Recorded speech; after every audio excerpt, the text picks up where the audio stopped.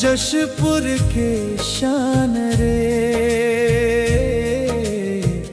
जीवन देवय हर किसान ला, धरती के पहचान रे।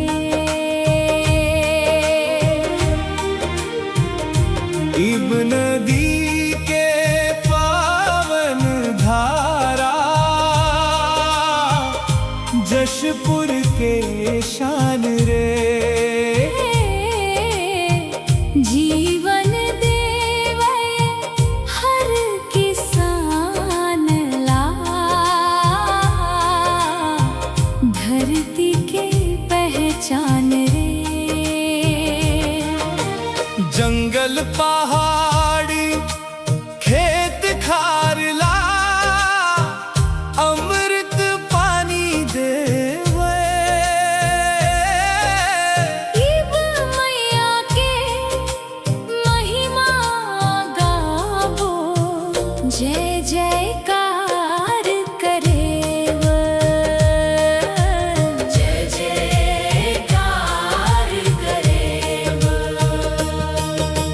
पंडरा पाठ डोंगरीले तोर जन्म होय रे।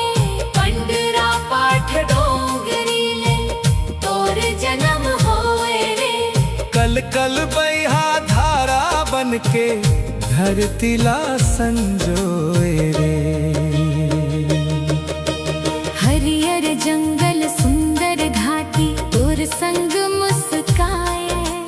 पंछी गाथे मीठा बोली, बिहान बिहान गुनगुनाए। इब नदी के पावन धारा, जशपुर के शान रे।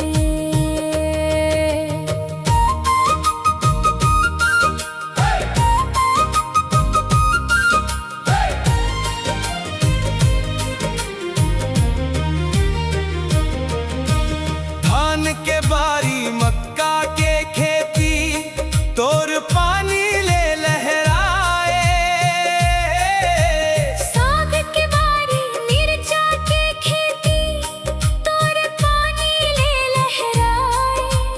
किसान मन के सूखा सपना हरियर बन के मुस्काए। नहर पंप और पाइप के सहारा, खेत खार सिंचाए। अन्नदाता के हर मेहनत ला, तोर कृपा रंग लाए। इब नदी के पावन धारा, जशपुर के शान रे।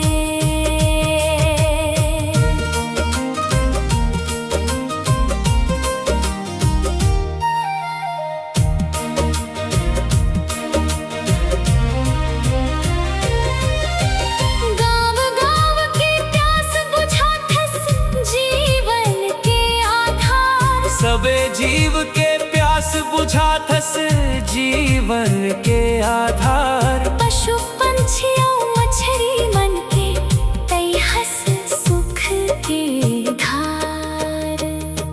जंगल जंगल गूंजे महिमा, तोर अमर कहानी। जशपुर जिला धन्य होगी, पाए के तोर पानी। इब नदी के पावन धारा, जशपुर के शान रे। बगीचा ले रायगढ़ जाके महानदी में मिलथस। रायगढ़ ले ओडिशा जाके समुंदर में मिलथस। धरती मैया के अचरा में अमृत धारा बन बहथस। आने वाली पीढ़ी खातिर संदेश एक देथस। जल बचाव नदी बचाव, जीवन ला संवार धस। जय हो इब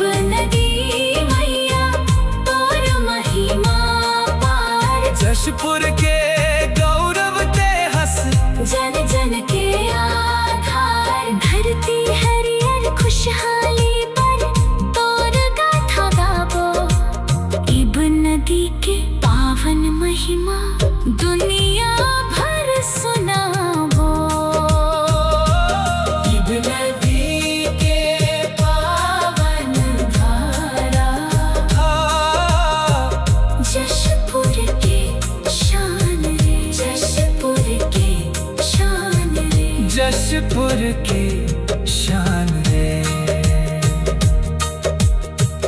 जशपुर के